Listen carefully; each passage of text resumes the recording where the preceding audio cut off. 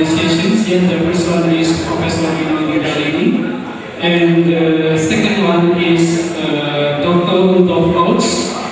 I would like to invite Professor Dr. Rinaldi Dalini and also Dr. Rudolf Coates here, proceed to come to the stage.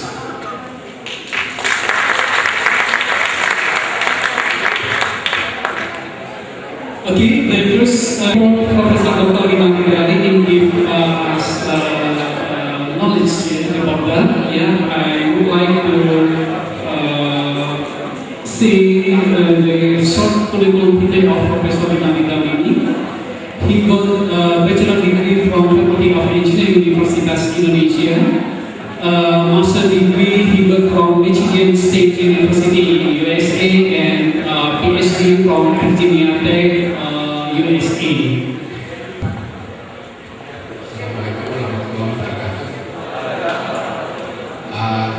It seems to me 99% of people in this room speaking Bahasa. So it's good for us is I use Bahasa in my presentation and the slide in English. So I think it's fair if I use Bahasa because I'm going to deliver how Indonesian government to pursue renewable energy for the next decade. That's the point I'm going to deliver to the audience. So for good understanding between us, I'm going to use Bahasa.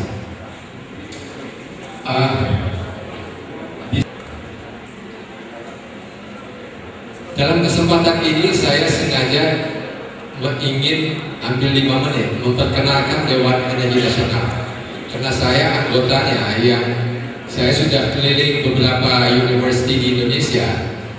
Tujuannya adalah untuk memasyarakatkan Dewan Energi Nasional.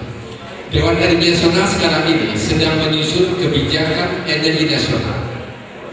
Dan di dalam kebijakan energi nasional disebutkan bahwa energi terbarukan adalah energi yang pertama harus kita bangun di Indonesia untuk sampai tahun 2050. Dan ada 2 organisasi di dunia. There are 2 institutions in the world already mentioned that in 2050 world energy is going to be supplied by renewable energy. One is, of course, Energy Forum for Sustainable Energy, and the second, WWF.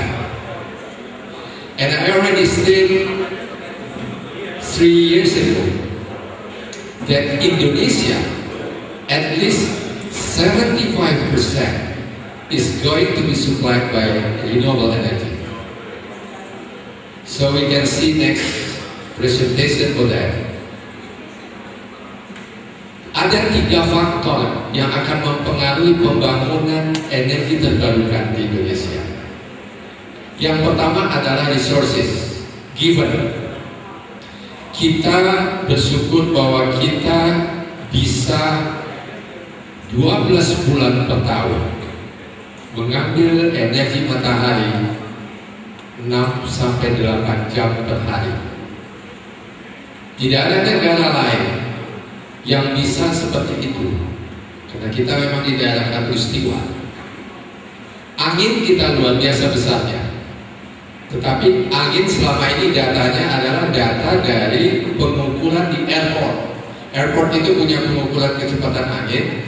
Airport itu memang dipilih di daerah yang anginnya kurang. Memang disengaja, kalau anginnya kencang tidak akan dibangun airport di situ. Sehingga data angin pertama kita adalah data dari airport, sehingga kecil sekali. Padahal angin kita pantai gunung itu luar biasa. Jadi resources kita, no question about that. Renewable energy is the biggest resources in Indonesia, in the world. Let me see next. Akan sama dengan energi fosil. Start from 2020, the price of renewable energy will compete with the fossil energy. Start from that time, technology will push the development of renewable energy. Without policy, the development is going up because of market. Start 2020. Next, kita lihat resources kita. Kalau kita lihat angka-angka ini tanpa kita melihat baris yang di bawah, bahwa total kapasitas kita hari ini, kita kumpulkan semua pembangkit listrik yang ada di Indonesia sekitar 32 gigawatt. Coba bayangkan potensi yang kita punya, bandingkan dengan kapasitas yang ada sekarang ini. Luar biasa.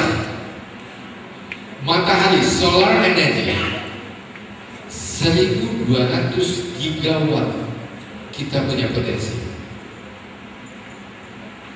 Disinilah saya punya keyakinan bahwa the end of the story, solar energy is going to solve our energy problem in the world. Kita Indonesia, saya dengar ini di Jepang, bahwa Indonesia dinyatakan sebagai Arab Saudinya biofuel in the future.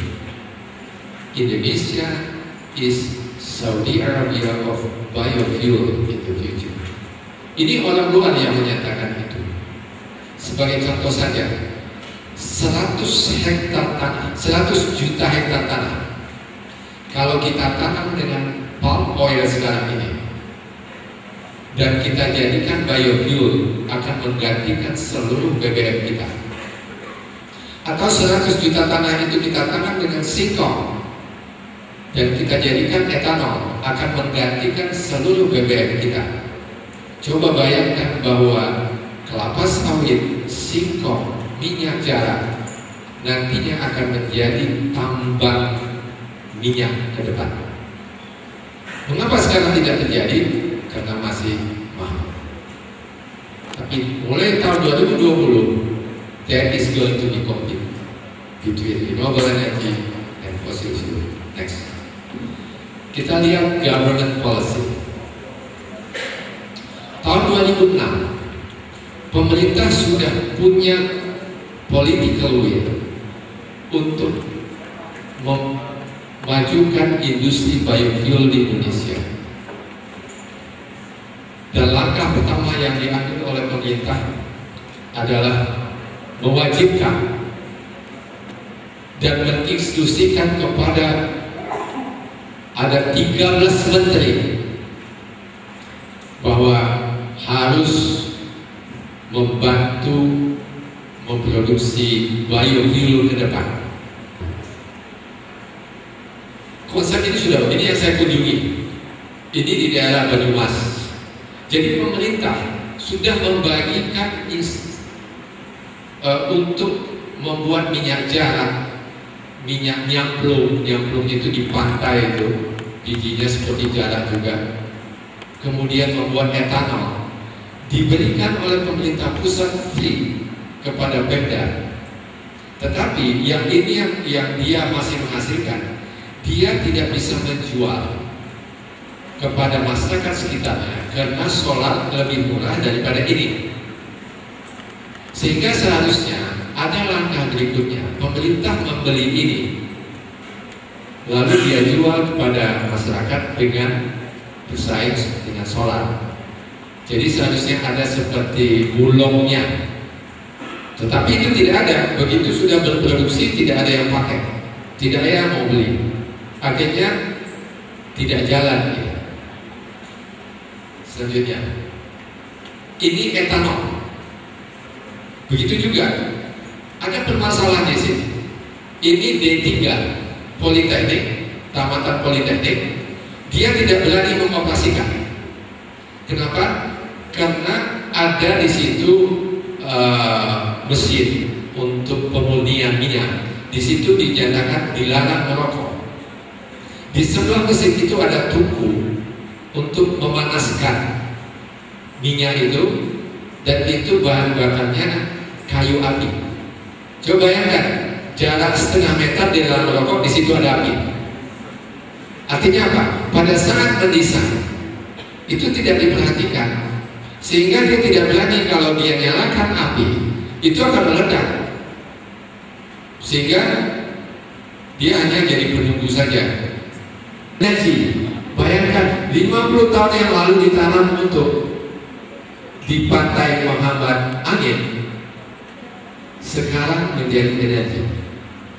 Dan itu ratusan hektar ada di sepanjang pantai jauh. Namanya nyamplung. Nama nyamplung itu mungkin asalnya buahnya itu nyemplung ke air. Nah itu jadi nyamplung dia. Terus sinar mataharinya potensinya 1000 watt. Jadi kalau 20%, setiap meter persegi kita sudah bisa menyerap 200 watt. Tinggal kalikan aja. Rumah yang sangat sederhana yang luasnya 36, taruhlah 10 meter dijadikan solar cell, berarti ada 2000 watt potensi energi di atap rumah sederhana. Lalu kita ambil sepertiga hari, 8 jam sehari bisa menyerap panas matahari. Kita cut sepertiga, tinggal sekitar 700 watt. Rumah sangat sederhana, 700 watt is enough for electricity in the house. Bayangkan kalau rumah kita, hitung berapa luas atap kita, itulah potensi energi ke depan. Jadi kalau ada orang yang menyatakan bahwa solar cell membutuhkan tanah yang luas, di satu sisi memang benar kalau kita ingin membangun besar-besar. Tetapi kalau seluruh rumah nantinya disuplai dari solar cell, 30% dari kebutuhan energi kita akan disuplai dari solar cell. Karena kebutuhan energi untuk rumah tangga sekarang sekitar 35%. Dan itu kapan kejadiannya? Nanti kita lihat di Jepang sudah ada feed-in tarif yang membuat hampir semua rumah memasang itu. Selanjutnya, ini di pantai. Bagaimana mentransmisikan energi dari ruang angkasa ke bumi? Penelitiannya luar biasa nih. Di Kyoto University itu ada labnya, termasuk di kita di FTUI ada mahasiswa S3, S2 dan S1 meneliti wireless energy transmission. Pada saat Tesla itu dia pakar telekomunikasi, namanya dipakai sebagai satuan. Proposal pertama Tesla pada abad ke-18 19 adalah wireless energy transmission. Itu proposal mengirimkan energi tetapi dengan jumlah yang kecil, dan itu penelitian itu tetap kita teruskan. Mahasiswa S3 saya salah satu disertasinya adalah bagaimana mentransfer energi dari handphone to handphone. Yang ketiga adalah storage. Begitu kita berhasil nanti mengirimkan ke bumi, kalau baterai kita tidak siap, kita tidak akan sukses. Jadi 3 penelitian itu Kyoto University mengeluarkan dana yang besar, dan UI ikut merespon seperti itu. Dunia sekarang ini berebut untuk mendapatkan baterai nano pertama. Siapa nanti yang menemukan itu pertama, dia akan mendapatkan keuntungan yang luar biasa. Masa depan kita adalah baterai. Mobil nanti kita charge, kita ambil baterainya seperti baterai HP lah. Kita masukkan, kita tahu, kita punya cadangan. Dan bukan tidak mungkin kita mengekspor energi dengan baterai. Di saat-saat negara lain yang hanya 6 bulan sinar mataharinya, 6 bulan lagi dia tidak punya sinar matahari. Dengan kemampuan teknologi nanti kita ekspor baterainya ke sana. Itu bukan tidak mungkin, sehingga kita nanti menjadi mengekspor sinar matahari. Jadi kalau kita tidak mau jadi pasar nanti, seharusnya kita bangun industri solar cell. I have a friend in front of us now. He said he worried about to put money in Indonesia in the solar cell industry because he said it could be not get money in the future. I said, I guarantee if you invest in Indonesia today, after 10 years you get the benefit. Saya rasa itu. Terima kasih. Assalamualaikum.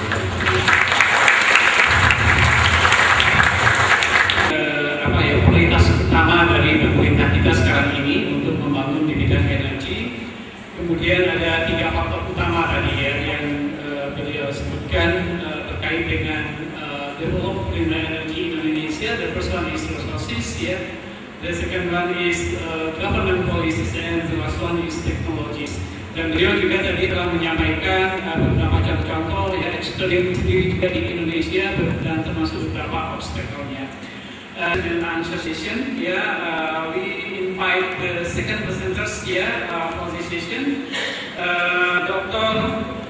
Rudolf Ross. Yeah, he will be presentation about innovative concept and strategy for solar and electrifications. Yeah, before he present his presentation, yeah, I will introduce a little bit about Dr. Rudolf Ross. Yeah. He got PhD from August 2010 as coordinator for renewable energy projects here of GIC in Indonesia. For Dr. Rudolf Ross, yeah, you have 30 minutes maximum for your presentation, and now time is yours, please.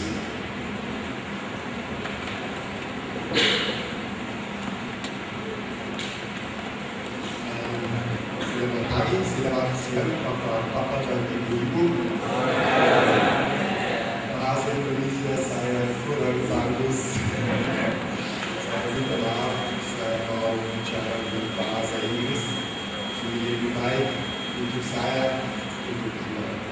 So I think it's better if you listen to me bahasa Inggris than bahasa Indonesia. Thank you very much for the kind introduction and the invitation to give a speech here. I think this is a very impressive campus. I have to say this lecture room is the best I ever have been in. So first time for me that I see. I would like to be a student here or a lecturer. I think that's an excellent surrounding and environment to get creative ideas and to become innovative. That's the topic of my speech. Because who was driving innovations here says 10,000 of these companies now in Germany to actually brought this forward. And I think that is also the big potential here in Indonesia. But the role of government and utility is to really allow these creative forces and innovative forces to participate in the development of the renewable energies. Can you go one slide back? What was it? I mean, to really get this innovation in, I think you need a commercial approach. If it's always only government driven, it will be difficult and slow. But government makes an important role to set the right framework. So what I will recommend, look at a commercial approach. Solar has become cheaper and cheaper over the years, and already in several sectors already can be applied commercially, also in Indonesia. So if you go such an approach, you always have to see, you have to meet customer needs. Who is your customer? It can be a big utility, it can be PSM, it can be a village, it can be somebody who needs electricity for lighting at night or to charge the mobile phone, or because he needs ice for cooling. For fishery, how can you provide this electricity with what kind of resources can play solar or not? These are the questions what you have to ask yourself. So then of course you have to be competitive, you need a viable technology, also cost-wise you have to be competitive. You need 20 years to call it a success. So if you keep these 4 factors in mind, I think when you want to go into the business you will be successful. So I have started with Germany. Indonesia is a much different country. Your best is much more sun. you also have quite different conditions, I would say even better conditions to promote renewable energies, because you're the world's biggest archipelago. And generating power costs you usually 2,500 Indonesian rupiah per kilowatt hour, or in remote areas near 10,000. Then you have to bring the diesel mainly unit by aeroplane to remote areas. In that areas, solar already can compete on a commercial scale. So commercially, it would be most interesting to start in these areas for diesel replacement. So, for a middle-income country, Indonesia has still very low electrification rate if you compare it with other countries. Also in ASEAN, like Thailand, you have only 66% electrification, 80% without electricity. That reflects a difficult geography with so many islands, which really asking for decentralized solutions, not for centralized solutions with big power plants. But this also needs new players, because you have to see, if you start with a new neutral system, you have one big utility and a few big power producers, and to go to a solar system or renewable energy, you have thousands or 10,000 decentralized units. That needs different business models, that needs different financing models, that needs different technologies, this needs different approaches and different companies. Also, 80% of solar are on rooftops, many of them on farms. People say, look, this is all too expensive, we cannot afford that. Germany still has a good economy. Consumers, the prices are up to consumers, they are paying it, they don't complain. I think it's good for the environment. I think this is possible, and if you see where we are now, we started at 50% feed-in tariff. Now the tariff in Germany successively has been reduced to 13 to 19 euro, 200 euros. So, private consumer in a household now can cheaper generate this electricity with solar panels on the roofs and buy it from the utility. So the utility has to pay 24 euro cents. The feed-in tariff will give you now 19 euro cents. You have to be aware that but there's a lot of other things in the value chain. For example, system integrators. I would say this is probably the biggest value chain in Indonesia, who shall install all the systems and operate them in 17,000 islands. That is where the system integrators are coming in, where is a big potential and where the most value added actually is. You can buy the panels anywhere in the world. Germany, if you look at system integrators, among the 20 biggest system integrators in the world, there is probably nearly 40% from them are German companies. But there's also German companies now who are going up the value-added chain, practically building complete factories who can make solar modules. So you can manufacture solar module factories or polysilicon. So Indonesia, I think you don't have necessarily to go into this highly competitive sector of manufacturing now, or at least now, because at least not if you want to make a profit. It's not profitable now. You have to become so big, and if you go in, you have to go in with 1,000 megawatt manufacturing capacity. Baik, terima kasih. Ini pertanyaan karena ada pertanyaan yang saya bertanya. Nama saya di Malang, mungkin saya ke Bapak Renaldi, bahasa Indonesia di lampu LED, Pak. Sama keluhannya bahwa LED juga masih tinggi, tapi saya tetap jalan. Hanya saya dengar di luar negeri juga kalau suatu perusahaan atau suatu lembaga mau beli lampu juga dikasih insentif ya dengan leasing. Apakah juga untuk program-program ini pun nanti akan ada seperti itu, Pak? Kebijakan insentif dari usaha pembelian. Terima kasih. That's it. I'm sorry for that. My question is that according to your presentations, the power generated by the diesel. Oh, sorry. I'm Waidi Wahab from the University of Indonesia. According to your slide, you say that the power generated by the DG is around 4,800 per kilowatt, and the PLN sell to the people to the price of 450 to 13,000 something. And I saw your next slide showing that the solar cell energy generated by the solar cell costs about 40,000, which is you put it in euro. It's if I'm not wrong, it's around 28 euros. And if you convert it to Indonesian rupiah, it's around 40,000 to 48,000 price. How can you use, if we use the solar power to generate the power, how can we sell it to the people? You see, in the sense that if I have the money to be the community, say, center, and you install the solar power set in there, and I try to sell it to the villages, but they won't buy from me because the government gives them a very low price. Maybe this question also will direct to Professor Lani. Maybe from the government, is there any plan to support this?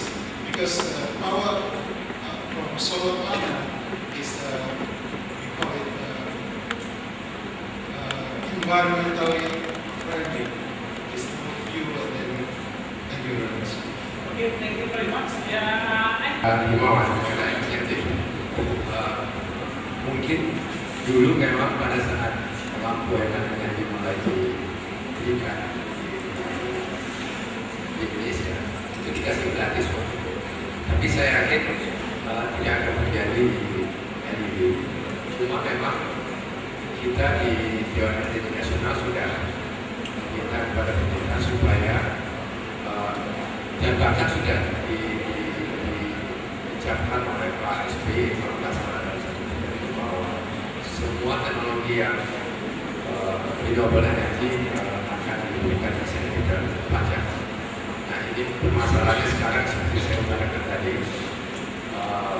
masing-masing departemen itu mempunyai cara pandang yang berbeda.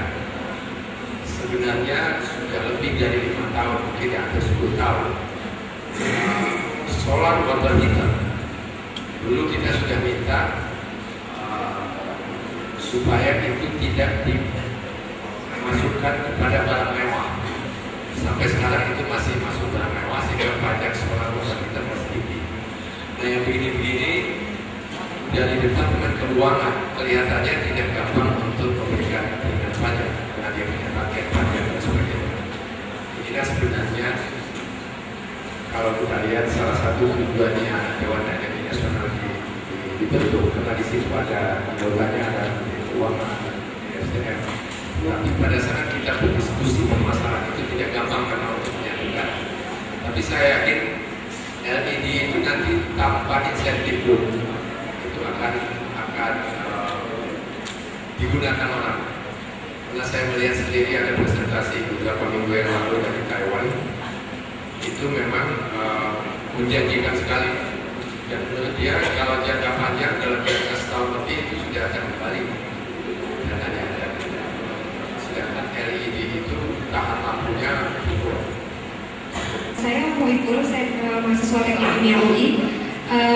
Dari tadi saya lihat presentasi Bapak, kalau misalnya dari utilisasi energi matahari, kita lihat lebih fokus ke PV ya Pak ya.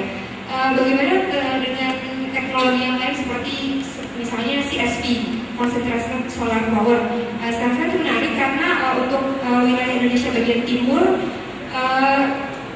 solar irradiation-nya itu mendukung untuk diimplementasikan CSP dan bisa dikombinasikan juga dengan water desalination. Jadi menurut saya sesuatu yang sangat solutif gitu.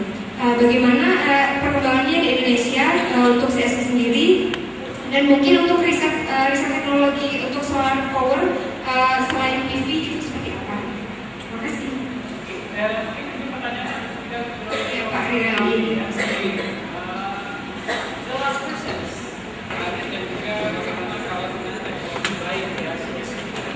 Ya, kalau yang panas matahari, penelitiannya di mana-mana itu masih ada. Tetapi permasalahannya kan itu memang memerlukan area yang luas. Karena sebenarnya itu pembangkit listrik tenaga uap. Jadi panas matahari itu dikumpulkan, lalu nanti air menjadi uap turbin, sehingga investasinya mahal. Dan untuk Indonesia mungkin itu memang masih jauh. Tetapi yang kemungkinan besar di Indonesia bisa dikembangkan adalah untuk rimbun-rimbun area dalam waktu dekat ini. Karena rimbun area itu menggunakan diesel. Lalu kalau kita bandingkan diesel dengan sinar matahari, itu sudah bisa menguntungkan. Nah, bisa dibayangkan program pemerintah membagi-bagikan solar cell sementara yang menggunakan tidak tahu itu apa. Sehingga begitu rusak, banyak rumah-rumah di desa itu saya lihat begitu rusak, baterainya dijual. Bahkan solar cell-nya itu sudah tidak digunakan lagi. Jadi banyak program yang useless seperti itu. Begitu jadi proyeknya selesai ditinggal, tidak berlanjut. Tapi saya yakin masa depan kita adalah matahari, terutama kita yang daerah bawah. Dan itu kalau industrinya sudah ada di Indonesia, itu harga akan turun. Masalahnya industrinya tidak ada di kita, dan kita impor komponen yang pajaknya tinggi, sehingga harga akan turun. Oke, terima kasih Profesor Rinaldi. Thank you very much to all presenters today, for these sessions. Before we close this session, please give applause to all of us.